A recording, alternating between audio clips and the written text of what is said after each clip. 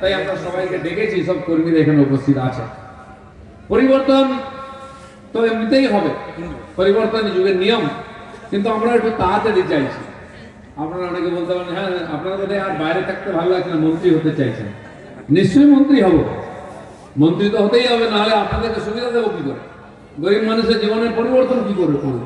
পশ্চিমবাংলায় বিজেপি সরকার না হলে নরেন্দ্র মোদী যে গরিব কল্যাণ যোজনার সমস্ত সামগ্রী পাঠাচ্ছেন এখানকার গরিব মানুষের জীবন পরিবর্তনের জন্য, সেটা আপনার কাছে পৌঁছবে কি করে?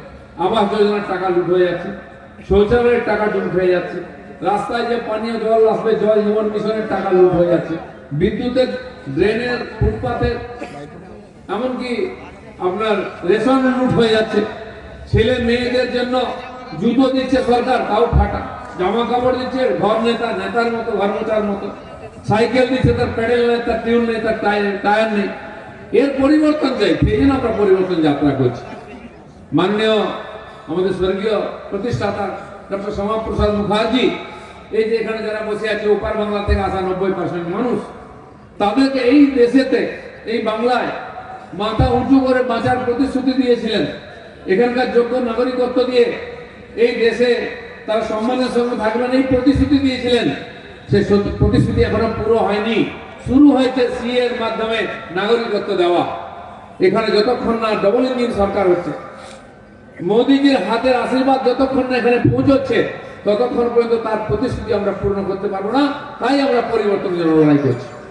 এতদ অঞ্চলের মানুষ উপাস ক্যাম্পের বাইরে গেলে সবই কৃষক আছে। ভারতবর্ষের কৃষকদের ইনকাম ডবল করার জন্য নরেন্দ্র মোদী বহু প্রকল্প নিয়ে এসেছেন, কিন্তু এখানে পৌঁছচ্ছে না। কৃষক সম্মান নিধি প্রত্যেকের জন্য ৬,০০০ টাকা করে একটা জায়গা থাকলেও তাও সবাই পায় না, ওই পার্টির লোকেরা পেয়ে যাচ্ছে। এখানে ফসল বীমা যোজনা তাও সবাই পায় না। আমরা ধান চাষ করি, তার সহায়ক মূল্য ২,০০০ বেশি হয়ে গেছে, ১৪০০ ছিল, তাও সবাই ঠিক মতো পায় না। ১৬০০-১৮ টাকায় ধান বিক্রি করতে হয়, আর দিদি ভাইরা পড়েরা নিয়ে গিয়ে ২,০০০ টাকায় ২,০০০ টাকায় বিক্রি করে। গম, তার সহায়ক মূল্য এখানকার লোকেরা পায় না। এমনকি মাছের জন্য, মাছ চাষের জন্য গ্রো রেভলিউশন ২০২০ সালে মোদীজি করলেন, যাতে বাংলার মানুষ এখানকার মাছ খায়, সে উপায় নেই। মাছ খাই আমরা, চাষ করে অন্ধ্রপ্রদেশের লোক, ওখান থেকে মাছ আসে। ২০১০ সাল পর্যন্ত আমরা দেশে ১ নম্বরে ছিলাম মাছ উৎপাদনে, কিন্তু আজকে আমরা পিছিয়ে গেছি। খাচ্ছি ঠিক, কিন্তু উৎপাদন কমে গেছে। বহু বিল, খাল, পুকুর, নদী পড়ে আছে, যেখানে মাছ চাষ ঠিক মতো হয় না বা লুট করা হচ্ছে। তা এখানে চাষিও ইনকাম করতে পারতাম, আমরাও টাটকা মাছ খেতে পারতাম। এই সরকার থাকলে সেটা সম্ভব নয়। তাই প্রত্যেক ক্ষেত্রে লুটপাট, প্রত্যেক ক্ষেত্রে মানুষকে আর বঞ্চিত করা হচ্ছে। তার পরিবর্তনের জন্য আমরা পরিবর্তন চাই। আজকে গ্রাম বাংলার মানুষ কারা বঞ্চিত হচ্ছে, কার বাড়ির টাকা লুট হচ্ছে, কার শৌচালয়ের টাকা লুট হচ্ছে, কার বাড়ির সামনে ফুটপাতের টাকা লুট হচ্ছে, কার লোন কেটে নেওয়া হচ্ছে। যে মহিলারা ১,০০০ টাকা পান, সেখান থেকেও কাটমানি দিতে হয় লক্ষ্মী ভান্ডারে। তো বঞ্চিত কারা হচ্ছেন? আমাদের এই গ্রাম Bangla SC, ST, OBC, minority, গরিব, মুসলমান, এরা প্রত্যেককে বঞ্চিত হচ্ছে, প্রত্যেককে বঞ্চিত করা হচ্ছে। আর আজকে সময় এসছে পরিবর্তনের ঢেউ লেগেছে। এই ঠান্ডার মধ্যেও সবাই আসছেন এখানে বিজেপির সভা শুনতে। আমি আসার সময় দেখা করতে করতে আসছিলাম, হরিণঘাটে আমাদের পুরনো কর্মীদের সাথে দেখা করতে যাচ্ছিলাম। সবাই এখন আড়মোড়া দিচ্ছে যে কবে ঝাঁপাবো, কবে নামবো, বলে একটু সিটটা কাটুক, তারপরে দেখবেন কি হয় পশ্চিম বাংলায়। এসআইআর হয়ে গেল, আমরা প্রত্যেকটি ভোটার নিজেরা ফর্ম ফিল আপ করলাম। দিদিমণি কি বললেন প্রথমে? কেউ ফর্ম ফিল আপ করবে না। এদিকে বলছেন, এদিকে বাঁ হাতে নিয়ে ফর্মটা নিয়ে রেখে দিয়েছেন টেবিলে, আর ভর্তি করে জমা দিয়ে দিয়েছেন। আরেকজন মমতা বাবা ঠাকুর আছেন, গুরুমা, তিনিও মিথ্যা কথা বলছেন, লোককে প্রতিশ্রুতি দিয়েছেন। ওখানেও ভুল বুঝিয়েছেন যে আমরা আছি, কেউ যাবেন না, পালিয়ে এসছেন।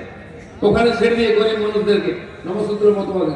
আমার এখানে ভুল বোঝাচ্ছেন যে সিএ তে ফর্ম ফিল আপ করবেন না, এসআইআর ফর্ম ফিল আপ করবেন না। আমি ওনাকে জিজ্ঞেস করতে চাই, আপনি এমপি, আপনার মেয়ে এমএলএ, আপনার ফর্ম ফিল আপ করেছেন কিনা? আপনারা করবেন, ভোটার হবেন, ভোট লড়বেন, এমএলএ এমপি হবেন। আর গরিব জনতা, তারা ভোটারও হতে পারবে না। নরেন্দ্র মোদী তাদেরকে ভোটাধিকার, তাদেরকে নাগরিকত্ব দেওয়ার জন্য সিএ পাস করিয়েছেন। 22 বছর পরে এসআইআর হচ্ছে, যারা ভোটাধিকার পাওয়ার কথা প্রত্যেকে যেন ভোটার হয়, আর যারা ওপার থেকে এসে ঢুকে পড়েছে এখানে লুট করছে, যারা আমাদের এখন দাঁড়িয়েছে আবার পিছনে চলে এসেছে এখানে যে বাংলাদেশ বানাবার জন্য, তারা যেন ভোটার লিস্টে ঢুকতে না পারে, তার জন্য এসআইআর হচ্ছে। মারা গেছে 30 বছর আগে, তার নাম এখনো আছে। টিএমসি যদি নেতা হয় না, সে তার বাপ বলে কোনোদিন মরবে না, 100 বছর হলো, 20 বছর ধরে তার নাম দিয়েছে, প্রত্যেকবার সে ভোট দিয়েছে। আমাদের একজন কর্মী আমাকে বললো, জানেন দিদা, সেদিন আমার পিসি খুব কষ্ট পেয়েছে, পিসে মনের কথা মনে এলো, 5-6 বছর আগে মারা গেছে, বলে তোর পিসিটা মরে গেল অসময়ে, হ্যান ত্যান। তা আমি আর কি সান্ত্বনা দেবো, পিসিকে বললাম তুমি দুঃখ পেও না, ভোট আসছে তো, ভোটের দিন তুমি বুথের সামনে দাঁড়াবে, পিসা মশাই দেখা পাবে।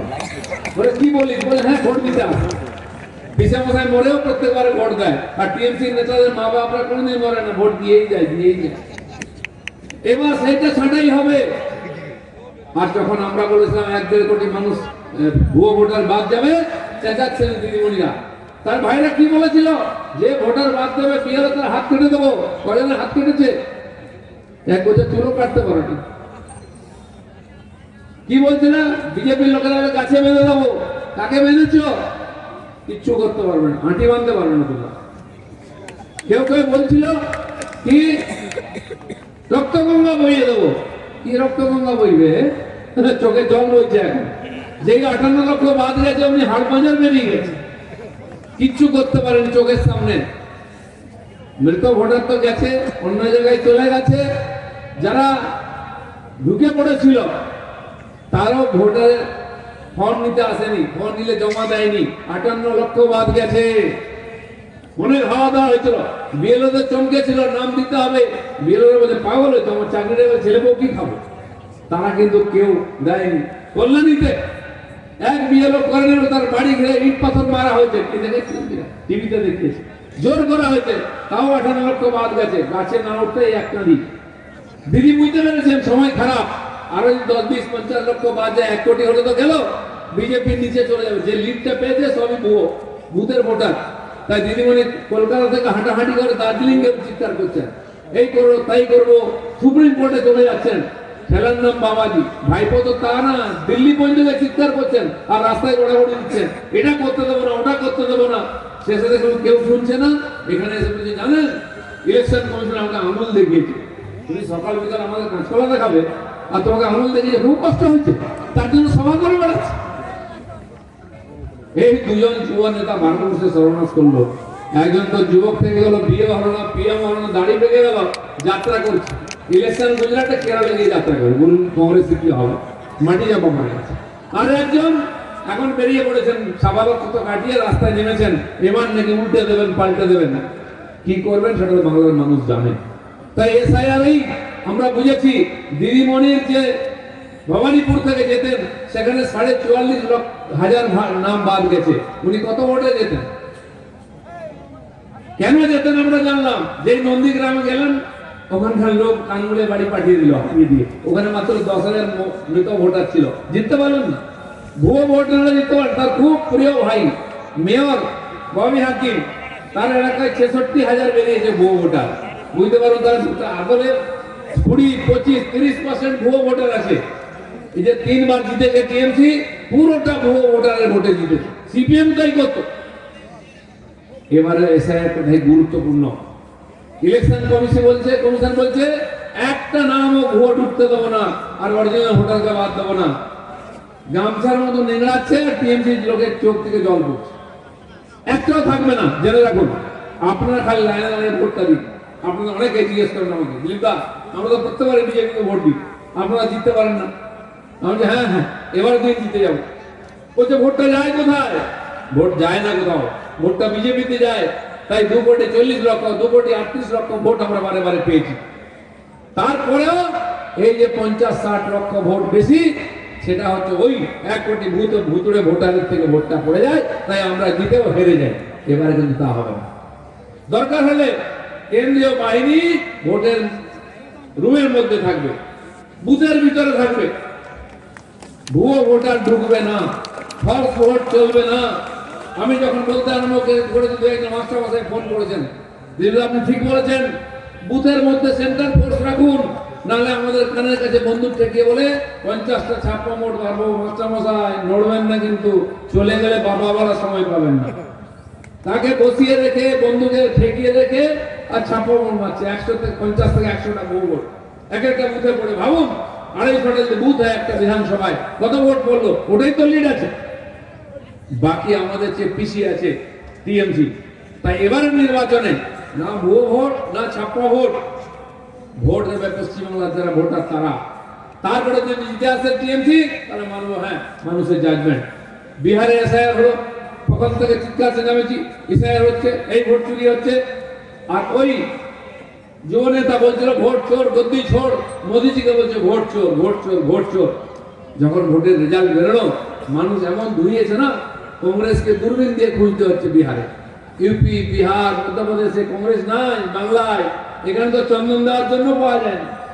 একটা বাই ইলেকশনে মুসলমানরা জিতিয়ে দিয়েছিল টিএমসি এর টাইট দেওয়ার জন্য, কেউ চুপি চুপি গোয়ালে ঢুকে পড়েছিল। ভোটই করতে পারেনি সিপিএম কংগ্রেস, যারা একদম ভুয়ো ভোটে জিততো।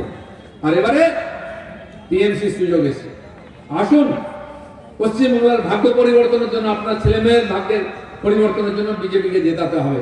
সারা ভারতবর্ষ তারা বারবার বিজেপিকে জেতাচ্ছে, 3-3বার মোদীকে প্রাইম মিনিস্টার করেছে এখানকার লোকের। আর আমাদের এই বাংলার ছেলে ভারতবর্ষের ডাক্তার শ্যামাপ্রসাদ পশ্চিমবাংলায় তৈরি করেছিলেন জনসংঘকে। সেটাই আজকে ভারতীয় জনতা পার্টি, মোদীজি আপনাদের যে গ্যারান্টি দিয়েছেন, সেই গ্যারান্টি আমরা রক্ষা করি। সারা ভারতবর্ষের লোক মোদীর গ্যারান্টিতে বিশ্বাস করে। তাই বিহারের শেষ সপ্তাহ পর্যন্ত চলছিল কে জিতবে, কে জিতবে, বিজেপি জিতবে কি আরজেডি জিতবে। লোকে এমন মারলো ঝাড়ু, কাউকে খুঁজে পাওয়া যাচ্ছে না, বিজেপি বিজেপি বিজেপি চলছে। তো নরেন্দ্র মোদীর প্রতি মানুষের যে শ্রদ্ধা আছে, যে বিশ্বাস আছে, তার কারণ বিজেপি তিনি নেতা, সেই বিজেপি আপনাকে প্রতিশ্রুতি দিচ্ছে। আমরা আছি নরেন্দ্র মোদীর এখানে প্রতিনিধি, আপনার স্বপ্নকে সফল করব। আপনার যে অত্যাচার হচ্ছে, আপনার উপরে যে লুট হচ্ছে, আপনার অধিকার যে ছিনিয়ে নেওয়ার চেষ্টা হচ্ছে, সেটা আমরা ফিরিয়ে দেবো, তার প্রতিবাদ করবো। তাই গ্রামে গঞ্জে শহরে আমাদের কর্মীরা ঝাঁপিয়ে পড়েছে। 2021 সালে নির্বাচনের পরে যে অত্যাচার হয়েছে আমাদের কর্মীদের, এখনো বহু কর্মী আমাদের বাড়িতে নেই, বাড়ি ভেঙে দিয়ে থাকার মতো নেই, বাংলার বাইরে যে কাজ করছে। সেটা ফিরবে আবার এই ইলেকশন, বলছে দাদা যাই হোক এবার ইলেকশনে এসপার ওসপার করতে হবে, আবার এসে কাজ করবে। খালি আপনারা আমাদের সাহস দিয়েছেন, আপনারা সমর্থন করেছেন, আশীর্বাদ করেছেন বলে আমরা বড় কথা বলছি। নরেন্দ্র মোদী প্রধানমন্ত্রী হয়েছেন, এখানে এমপি এমএলএরা বসে আছেন, সবই আপনাদের আশীর্বাদ। যেভাবে এতদিন শক্ত হয়ে আমাদের পিছনে দাঁড়িয়েছিলেন, আবার দাঁড়ান। আপনারা যেটা চেয়েছিলেন দিন 2026 সালে সেটা সফল হবে। আর এখানে ডবল ইঞ্জিন সরকার হবে, বিজেপি সরকার হবে। আর সেই বিজেপি এখানে সোনার বাংলা গড়বে, যে বাংলার স্বপ্ন আমরা দেখেছি এতদিন। এই কয়েকটি কথা বলার ছিল, আপনাদের সবার সঙ্গে দেখা হলো, খুব ভালো লাগলো। ভালো থাকুন, এগিয়ে থাকুন, বিজেপিকে জিতিয়ে থাকুন। ধন্যবাদ। ভারত মাতা কি।